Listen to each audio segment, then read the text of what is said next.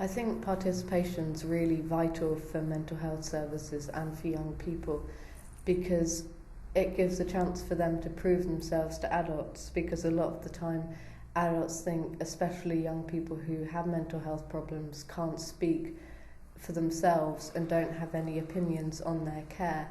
And a lot of the time young people feel like things are done to them and care is arranged for them and they're not involved. People making decisions who have most likely never had any experience of it in their lives doesn't make any sense. I feel it's important for young people to be involved in their mental health services because they are the ones using them. You know, if you think about it in terms of being a customer, you know, the customer knows what they want, and you're not a customer, you know, nobody wants to end up using mental health services, but when you do, it's your views that should count.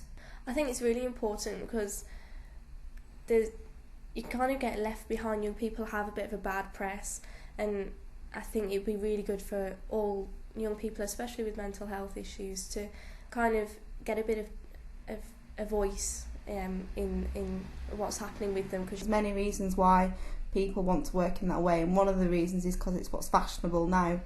But I think to do it and to do it meaningfully, it has to be for the reason that a service believes it will make their service better, and because they believe that young people should be heard. My personal opinion, which is one of the most important things that has to be changed about mental health, is the stigma.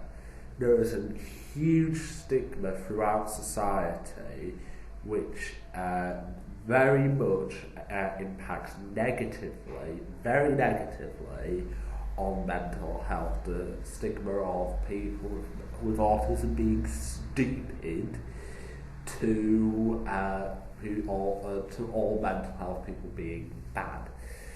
To stop that, we need to educate people around mental health so they will not have those stigmas in their mind. Something that motivates me is knowing that if I speak up, it will encourage other young people to speak up.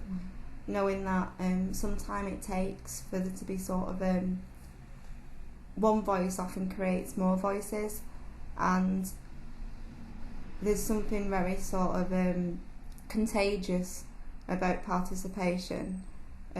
Sometimes it takes it to actually be done for it to happen more and more.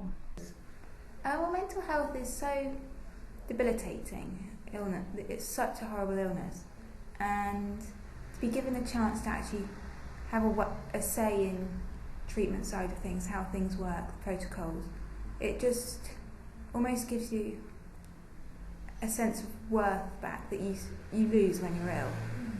I think participation is really important. I think if in their own healthcare, if young people aren't participating in it, it's going to be very difficult to get them on side with treatment plans for a start.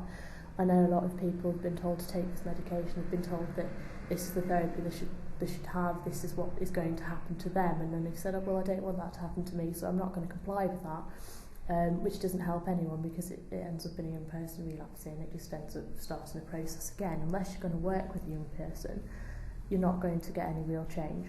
I think that if I had been involved, I wouldn't have left treatment. I left treatment against my team's wishes when I was 17, because I just felt that I wasn't being listened to, and I ended up feeling really jaded at 17 and haven't really accessed services since, because I didn't feel that I had any control over what was happening to me, and I wanted some autonomy and I wanted some involvement. So most of the care that I've had since then has been things that I've asked for and I've pushed for, and I think that if I'd had a team who had listened to me, I would have felt safer in the environment that I was in, and I would have stuck with my care, which would have been helpful.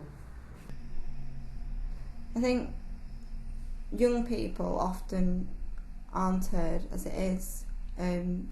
Some adults think they automatically know better than a young person because they're simply older, they've had more life experience. they're more mature. And then if you add a mental health problem onto that, so you're a young person with a mental health problem, you're ill, you don't know what you're talking about.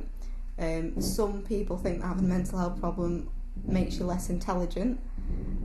So you're therefore put into a box where you're immature, you're less intelligent, and you're unwell, which automatically then means you're less likely to get heard. So I think by people like me and other young people who are able to speak out, I think it says actually it challenges that stigma, and it's actually you're wrong. I may be unwell, I may be a young person, I maybe have less life experience than somebody in the 50s, 60s, but I do know what I'm talking about and I have a right to say it.